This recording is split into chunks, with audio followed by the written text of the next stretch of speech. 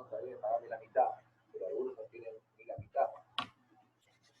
Así por ejemplo los quines, que vos decís de las quines, pero todos los que son de la iglesia son del mismo rubro, todos venden telas. Y hace 2 meses que están prácticamente parados, no tiene ingreso comercial. Pero ingreso a la iglesia. Porque es de una sola cultura, o sea, de un solo trabajo.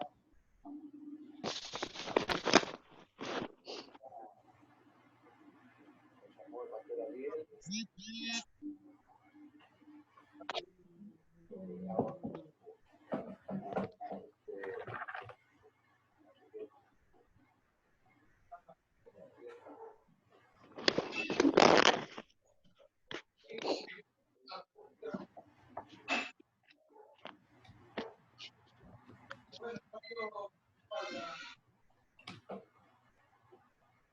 Bueno, aquí estamos.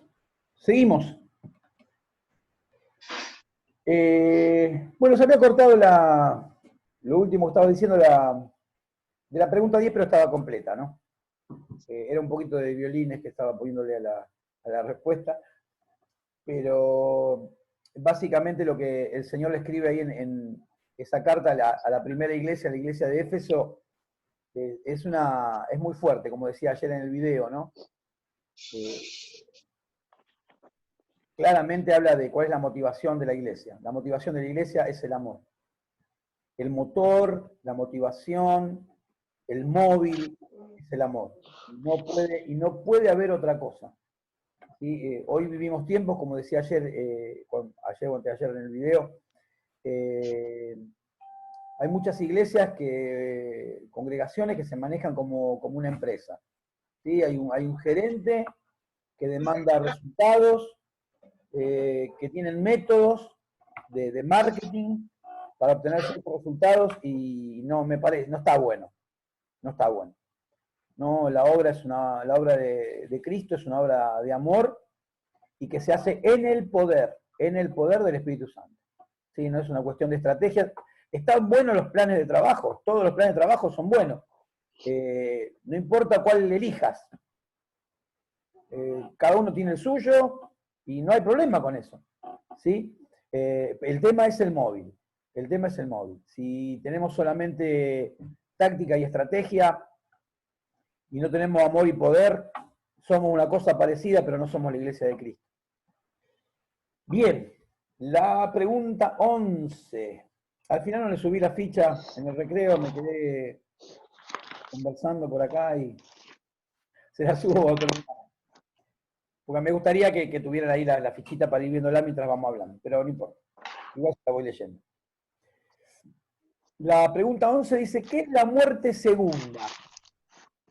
Bueno, seguramente la mayoría de ustedes sabía lo que era la muerte segunda, pero a mí me gustaría destacar el concepto de muerte. Muerte, sin primera o segunda, muerte. Muerte es separación. Este es un concepto que para nosotros tiene que estar claro. Muerte es separación. Entonces, cuando hablamos de la muerte física o de la muerte primera, ya que hay una muerte segunda, hablemos de la muerte primera. Si hablamos de muerte física, es separación de la parte física de la espiritual. ¿Sí? El espíritu y el alma se separan del cuerpo, el polvo vuelve al polvo y la vida a quien la dio. ¿Sí? Separación. Y en la muerte segunda hay separación eterna de nuestro ser y el ser de Dios. ¿Sí? O sea, nos separamos para siempre. El infierno es una separación eterna entre Dios y el hombre. La muerte segunda, entonces, es la eterna separación de Dios que llega al final de la historia humana en el juicio del trono blanco. Esto lo vamos a encontrar en Apocalipsis capítulo 20. El juicio del trono blanco y el destino final en el lago de fuego, ¿sí? En el infierno. Que dicho sea de paso, ustedes tienen que saber que el infierno, el Hades y el abismo son 3 cosas diferentes. ¿Sí? Los que hoy mueren sin Cristo,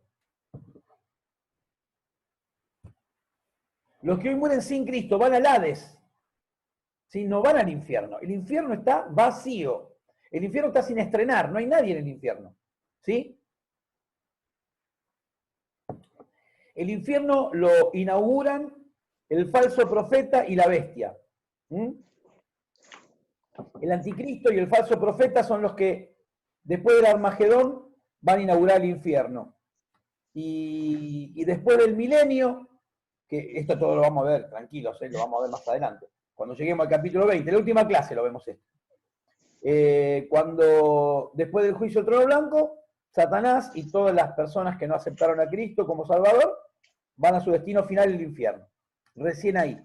Y ahí entramos a la eternidad, cielos nuevos, tierra nueva, y ya dentro se termina el tiempo, se termina la historia humana, e ingresamos a la dimensión de Dios, a la eternidad, ya todos con, cada uno con su cuerpo celestial correspondiente. Bien. Espero que haya quedado claro. Si tienen alguna pregunta, acuérdense, me interrumpen. ¿Sí? Si hay una pregunta, habilito el micrófono y me interrumpen, por favor. Yo voy de corrido, dando por sentado que está todo bien. ¿Sí? Está en ustedes la responsabilidad, si no entendieron algo, de pararme y preguntar. Dice Apocalipsis 2.14. Perdón. Dice la pregunta 12. ¿Qué tema del Nuevo Testamento le recuerda Apocalipsis 2.14? Que dice: tengo unas pocas cosas contra ti, que tienes ahí a los que retienen la doctrina de Balaam, que enseñaba a Balac a poner tropiezo ante los hijos de Israel, a comer de cosas sacrificadas a los ídolos y a cometer fornicación. Obviamente que esta historia está en el Antiguo Testamento, no en el Nuevo. Pero la pregunta habla del Nuevo Testamento. Y el Nuevo Testamento encontramos que habla de este tema la segunda carta de Pedro y la carta de Judas. El versículo 11 de Judas dice: se lanzaron por lucro en el error de Balaam. Y la segunda carta de Pedro dice: han dejado el camino recto, se han extraviado siguiendo el camino de Balaam, hijo de Beor, el cual amó el premio de la maldad. Y básicamente, a lo que se refiere cuando dice los que retienen la doctrina de Balaam,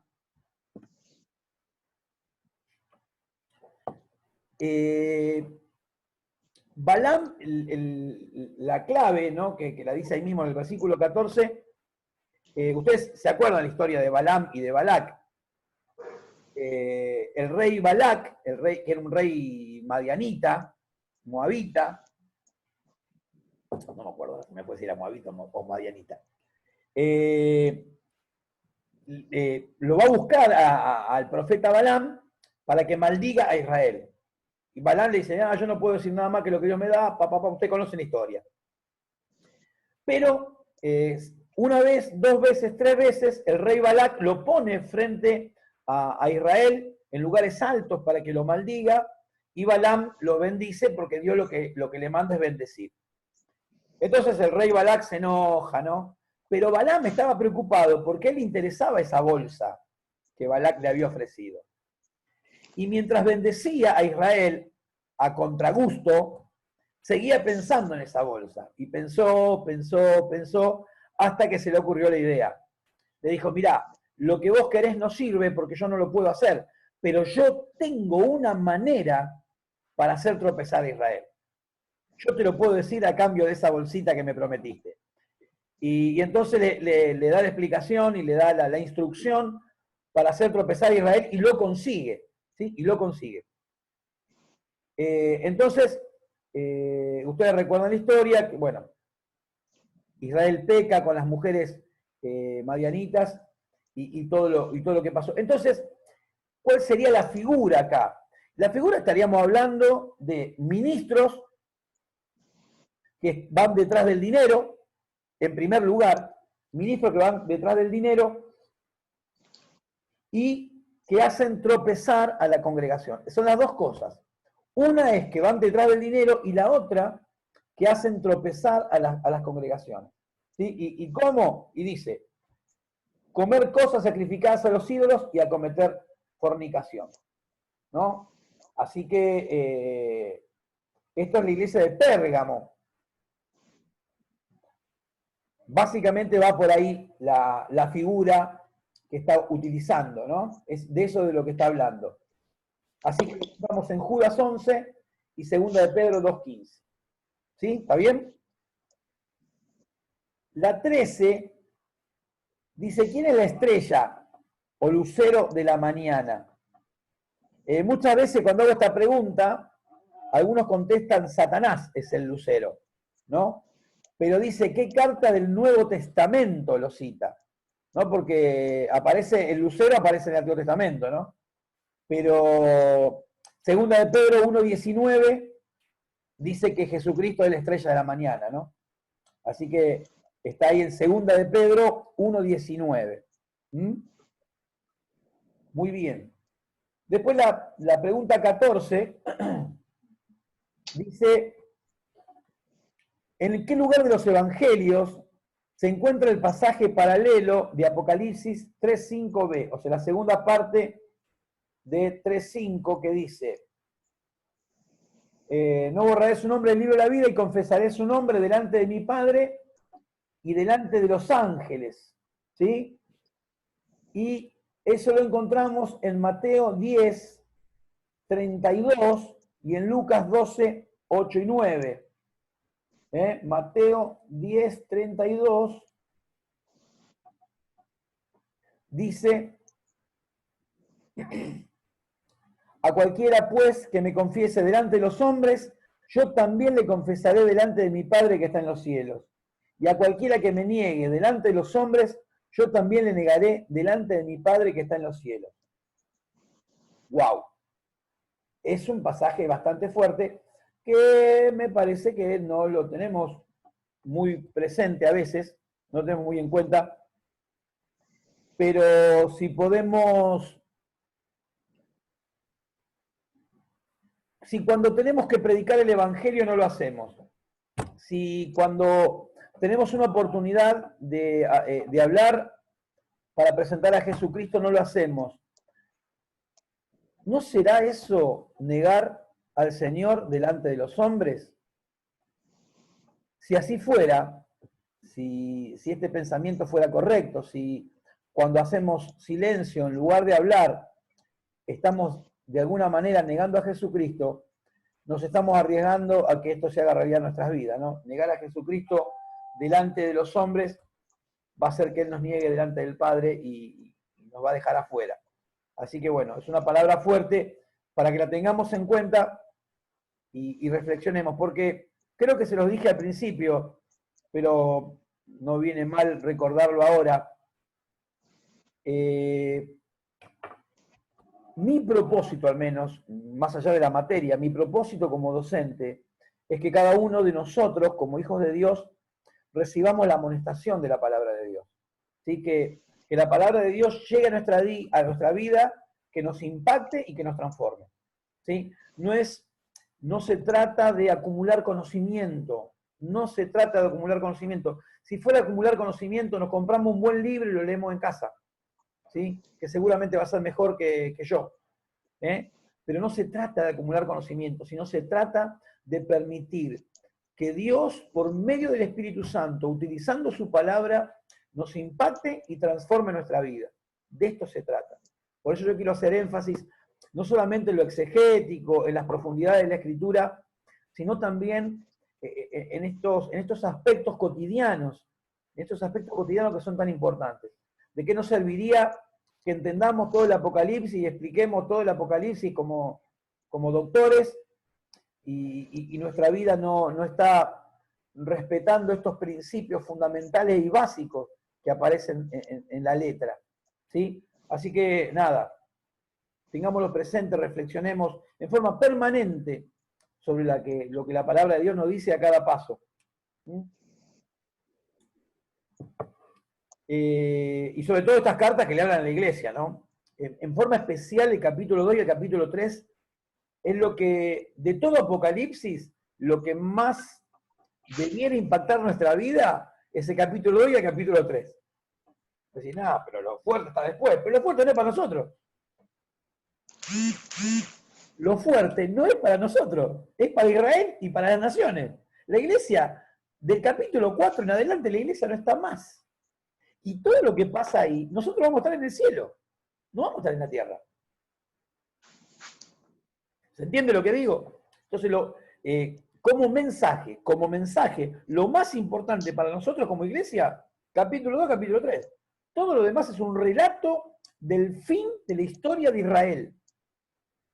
El fin de la historia de Israel. Y por supuesto, cuando termina, es la consumación de los tiempos, y ahí confluyen, ¿no? El fin de los gentiles, el fin de Israel y el fin de la iglesia, ¿no?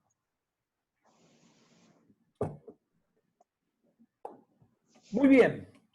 Pregunta 15. Dice, ¿cuáles son las iglesias que no reciben reprensión y cuáles las que no reciben alabanza de parte del Señor? Las que no reciben reproche son Esmirna y Filadelfia.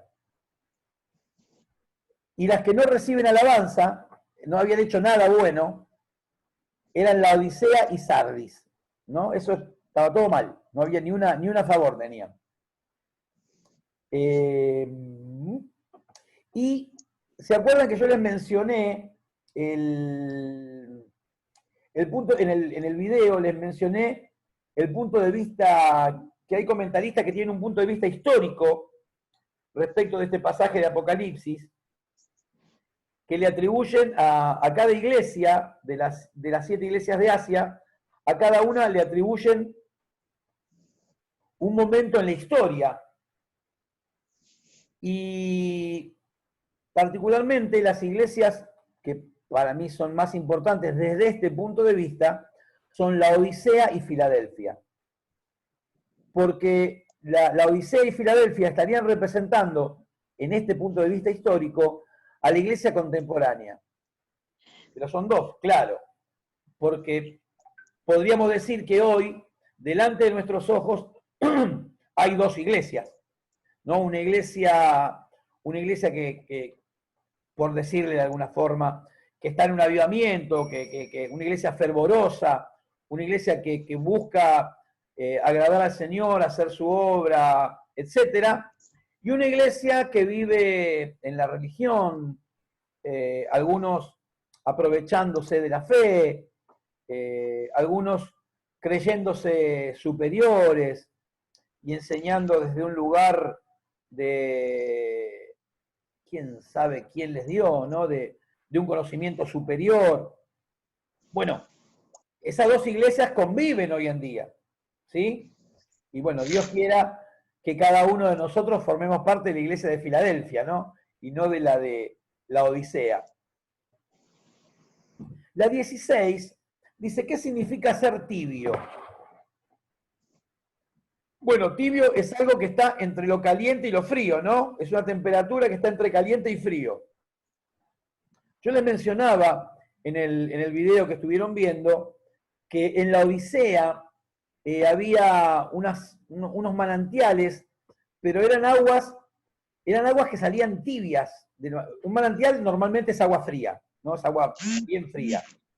Pero en este caso era un agua que salía tibia y tenía propiedades vomitivas. O sea, llegaba un sediento y decía, qué bueno, un manantial, y tomaba agua de ahí y volvía de estómago. Y entonces, en la carta el Señor utiliza eso que los de la Odisea sabían y conocían porque era su ciudad, y le dice, vos sos como el agua que sale del manantial de tu ciudad. No sos ni frío ni caliente. Como no sos ni frío ni caliente, yo te voy a vomitar de mi boca. ¿No? Terrible, una palabra tremenda. Ahora, ¿qué significa cuando nosotros usamos esta palabra en el uso cotidiano? Hablamos de que justamente no es ni frío ni caliente. ¿Qué sería una persona fría? Hay una persona fría que no tiene fuego, ¿no? Una persona que no es creyente. O un creyente que se apartó, ¿no? Decimos, se enfrió. Y el caliente es el que está encendido, que tiene el fuego del Espíritu Santo, que está ahí viviendo su fe con fervor, con pasión, ¿no? Que es lo ideal para cada uno de nosotros, que no tiene nada que ver con el carácter, ¿eh? No tiene que ver con el carácter. Algunos somos No tiene que ver con eso. Uno puede ser una persona con el temperamento, ¿cómo es? Melancólico, ¿no? Los 4 temperamentos, ¿se acuerdan? Puede ser melancólico, el carácter, el temperamento, digo, pero tener pasión en su fe. ¿Sí? No estamos hablando de lo externo, sino de lo interno, de cómo vivimos nuestra fe.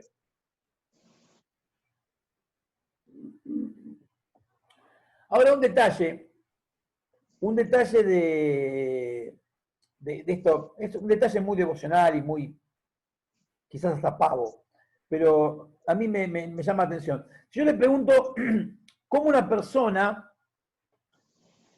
puede llegar a ser tibia,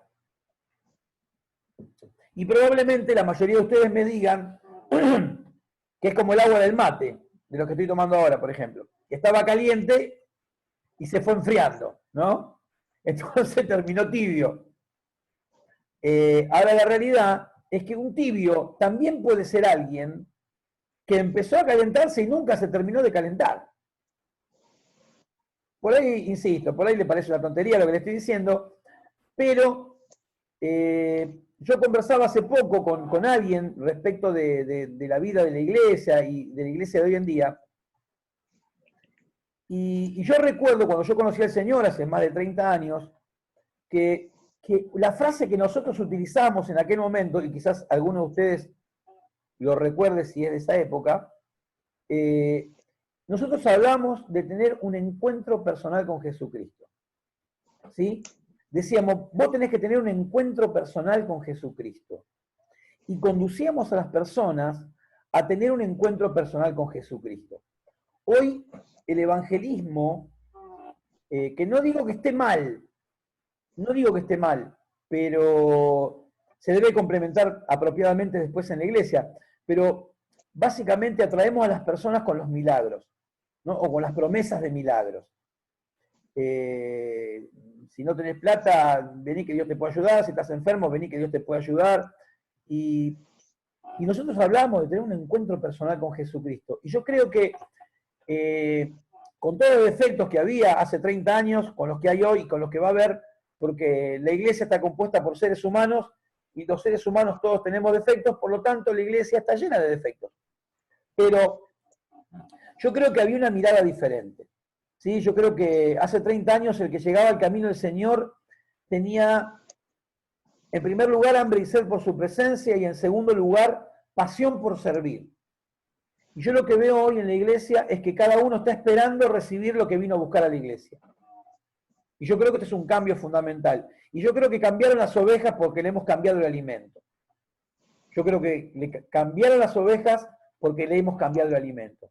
En algún momento corrimos a Cristo del centro y pusimos la necesidad del hombre en el centro y empezamos a sobarle el lomo a las ovejas, diciéndole Dios te ama, Dios quiere bendecirte, que es una verdad, por favor, ¿no? Pero el centro del Evangelio es Dios y su gloria. Hemos sido llamados para restaurar nuestra relación con Dios, ¿no? No para salvarnos del infierno. No, el cometido del Evangelio no es salvar a las personas del infierno, sino restaurar la relación con el Creador. Es decir, Dios nos hizo para amarnos y para que le amemos. ¿Sí? Entonces, si hay gente que no le está amando a Dios y por ende tampoco está recibiendo su amor en la forma adecuada, porque Dios hace llover sobre justos y sobre injustos, pero si necesitan reconciliarse con Dios para que el pecado, que es la barrera que está impidiendo ese amor de Dios fluya en su vida, sea restaurado. ¿Sí? Así que bueno, nada, esto quería mencionar. Así que muchas personas que llegan a nuestras iglesias nunca llegan a caliente. O sea, pasaron de frío a tibio y nunca llegaron a caliente. Puede ser, ¿no, Flavio? Bueno, así que nada, esto quería mencionar ahí en la 16. La pregunta 17 dice, ¿cree usted que Apocalipsis 3:20 es un pasaje evangelístico? ¿Sí o no? ¿Y por qué? ¿Por qué hago esta pregunta? Porque es un clásico. Apocalipsis 3:20 es un clásico del evangelismo. He aquí, yo estoy a la puerta y llamo, y el que abriere, yo entraré a él y cenaré con él y él conmigo. Y está buenísimo para evangelismo, ¿no? Está buenísimo, pero no es evangelístico el pasaje. Le está escribiendo a la iglesia. Le está escribiendo a la iglesia. Y por un lado, tenemos que entender que no es evangelístico. Ahora, ay, pero yo siempre lo uso. Seguilo usando. No hay problema. Pero sabé que no es evangelístico. ¿Está bien? Seguilo usando, está buenísimo. Yo lo sigo usando. Porque es una frase que impacta. Pero sabé que no es evangelístico. Dios le está hablando a la iglesia. Y acá la otra parte de la historia. Dios le está hablando a la iglesia y le dice, estoy golpeando la puerta y estoy del lado de afuera. La catástrofe. Dios está golpeando la puerta y está del lado de afuera. Y le está hablando a la iglesia. Es catastrófico. Es una desgracia. ¿No? Y creo que ese mensaje es el mensaje para la iglesia. ¡Ey! Estoy del lado de afuera, estoy golpeando, ábranme la puerta, quiero entrar. Quiero ser parte.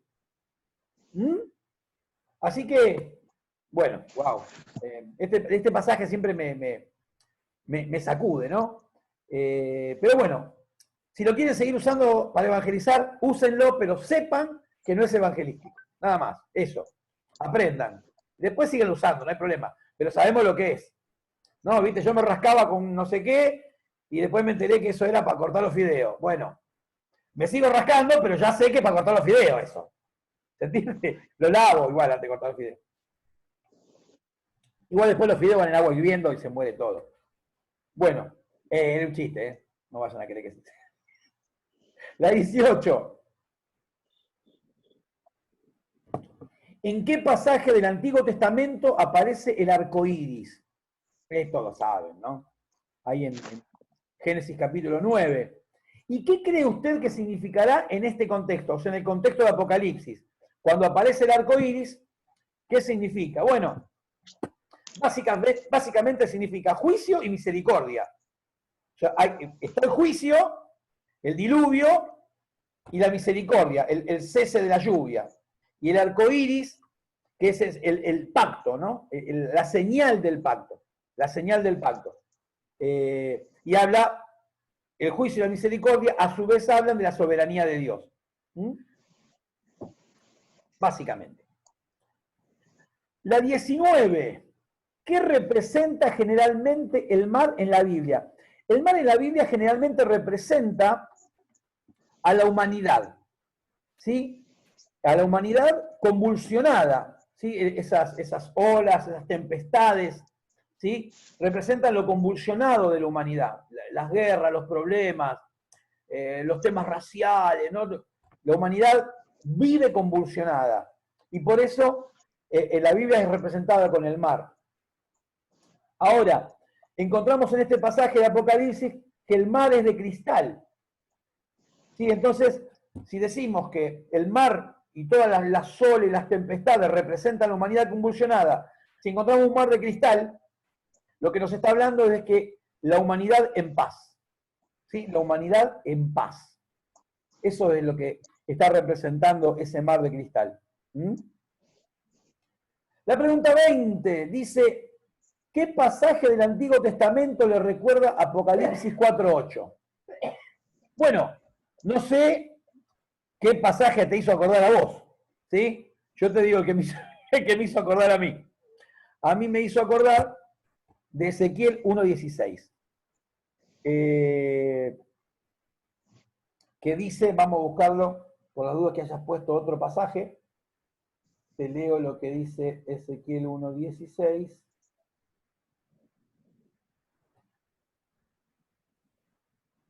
Ezequiel 1:16. Dice, el aspecto de las ruedas y su obra era semejante al color del crisólito, y las cuatro tenían una misma semejanza. Su apariencia y su obra eran como rueda en medio de rueda. ¿Qué es versión? Bueno.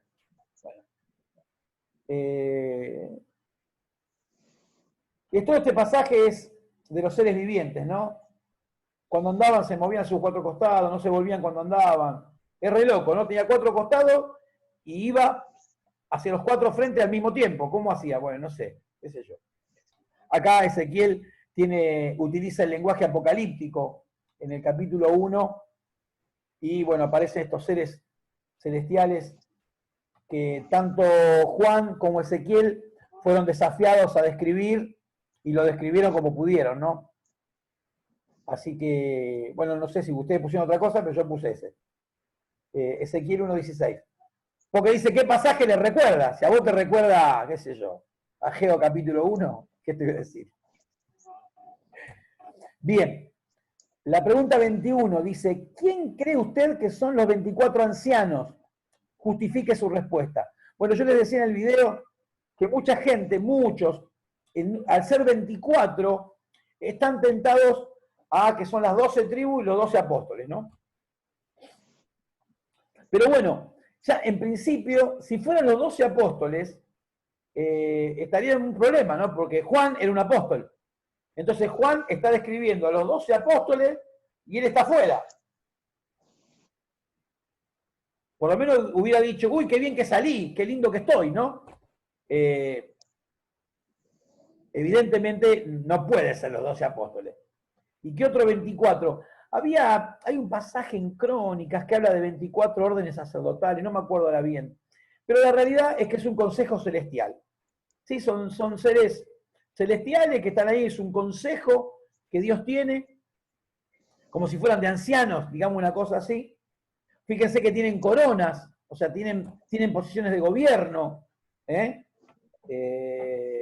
Israel no tiene ninguna corona. ¿Sí? Así que, por eso decimos que es un consejo celestial, ante las distintas opciones que presentan los comentaristas, ¿no? Cada pregunta que yo hago en la ficha tiene un porqué, ¿sí? No son preguntas hechas al azar, sino son preguntas que, aunque ustedes no lo sepan, las respuestas son controversiales muchas veces. O elijo pasajes que no son muy claros para poder, a través de la pregunta, aclararlos, ¿no? La pregunta 22 dice, investigue a qué 2 pasajes del Antiguo Testamento remite Apocalipsis 5:5. ¿Qué dice Apocalipsis 5:5? Dice, uno de los ancianos me dijo, no llores, he aquí que el león de la tribu de Judá, la raíz de David, ha vencido para abrir el libro y desatar sus 7 sellos.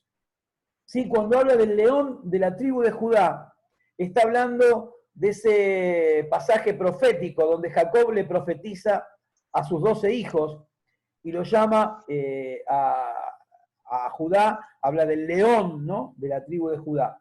Y el otro pasaje nos remite a Isaías capítulo 11, cuando habla del linaje de Isaí, ¿no? Saldrá una vara del tronco de Isaí. Así que estos son los 2 pasajes, Isaías 11 y Génesis 49. Seguramente lo han encontrado. La 23 dice, ¿quién cree usted que es el jinete del caballo blanco? Justifique su respuesta. Bueno, ¿por qué está esta pregunta? Porque yo le digo, viene un caballo blanco del cielo. ¿En quién piensan ustedes? Inmediatamente, en Jesucristo. Inmediatamente cuando yo digo, viene un caballo blanco del cielo, inmediatamente pienso en Jesucristo. O en el llanero solitario, uno de los 2. Pero algunos ni saben quién es el llanero solitario, ¿no? Mirá, pregunto, Melanie, ¿sabe quién es el llanero solitario? No sabe, seguro.